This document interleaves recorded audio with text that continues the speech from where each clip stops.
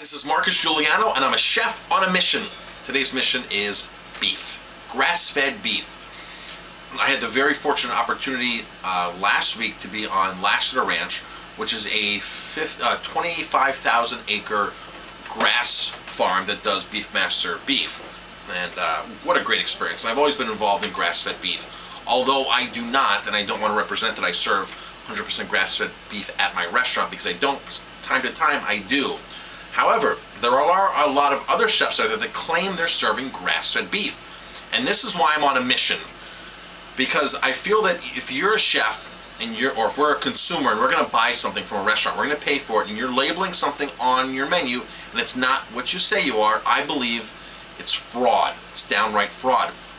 Now, grass-fed beef, people go out of their way for grass-fed beef because some of those health nuts will go anywhere for grass-fed beef because they only eat grass-fed as opposed to grain-fed. So they'll go out of their way. But what happens when a chef or a restaurant lies or is misled or misrepresenting what they have on their menu? Do you think it's right?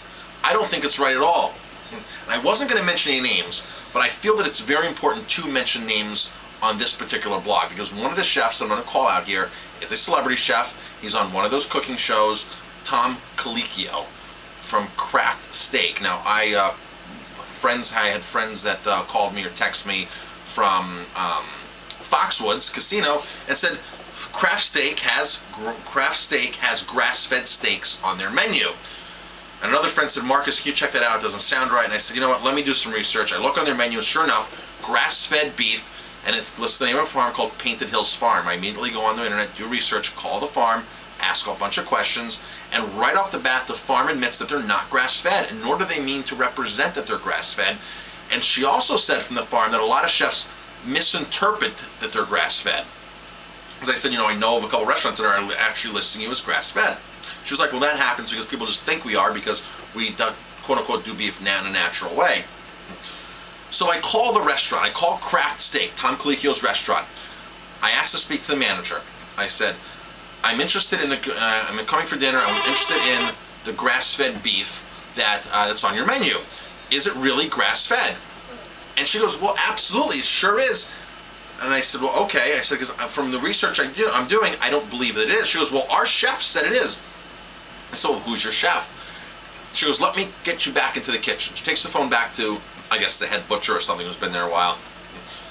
And I ask him the same questions. I'm concerned about eating grass-fed beef. Do you have grass-fed beef?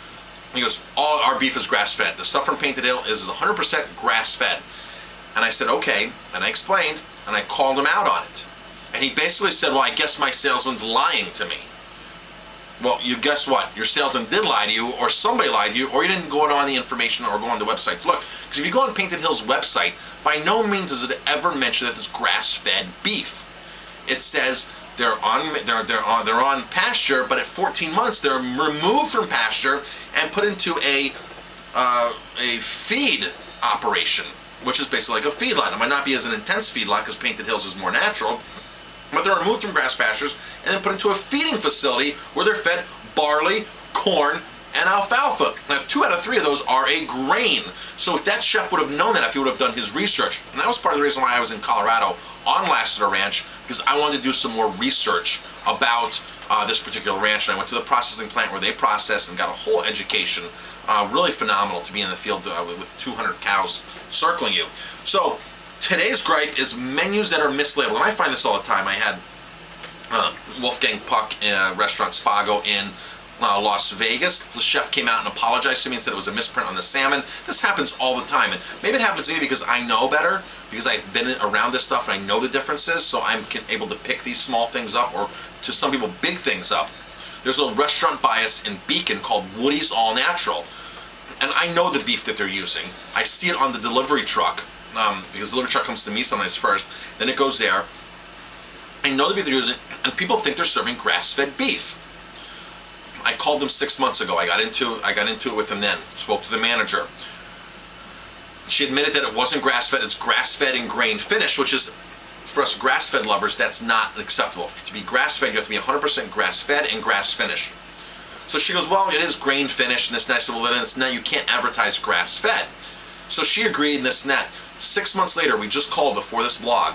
I just called, had somebody call and said, I understand you serve grass-fed burgers. Is that true? And they said, absolutely. What did they say, Jamie? They said 100. I said, do you serve grass-fed burgers? And she said yes. And I said, are they 100%? And she said yes. Yes.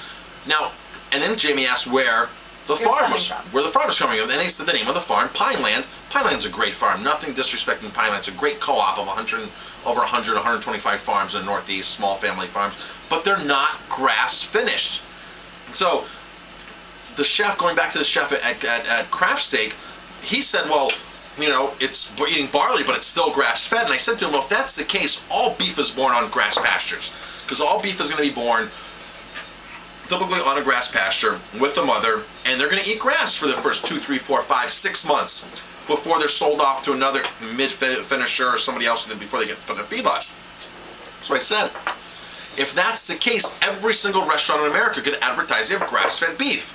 And they don't, because they don't have grass-fed beef. It's not.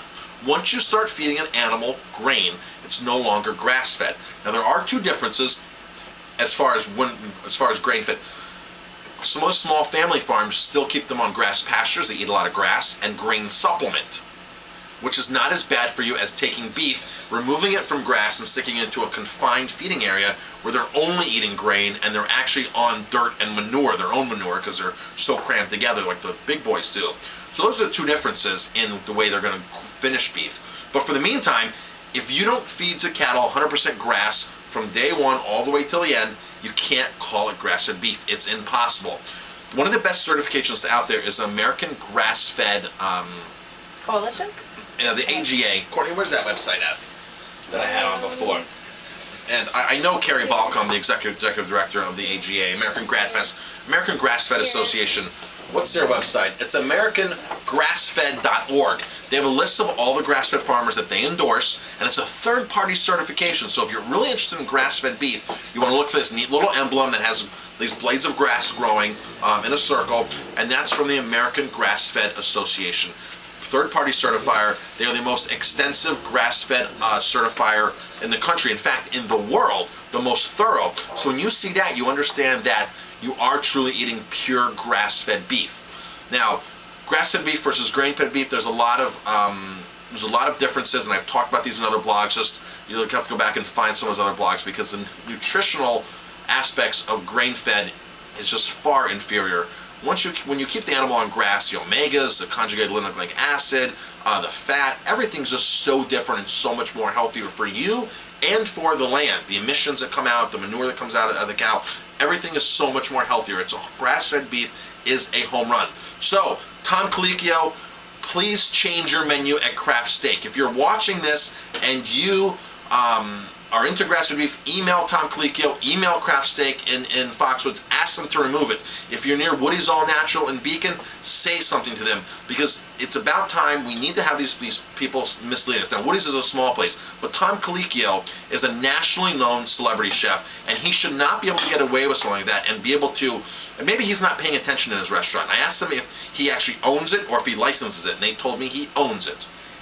So he's making money there. Even if he licenses it, he still needs to understand what's going on. But he owns it. He should be responsible, and he should step up to the plate and make sure that his chef there or his manager or who's ever in charge is serving what they say they're serving, and they're not serving grass-fed beef. Tom Colicchio, please apologize and change your menu.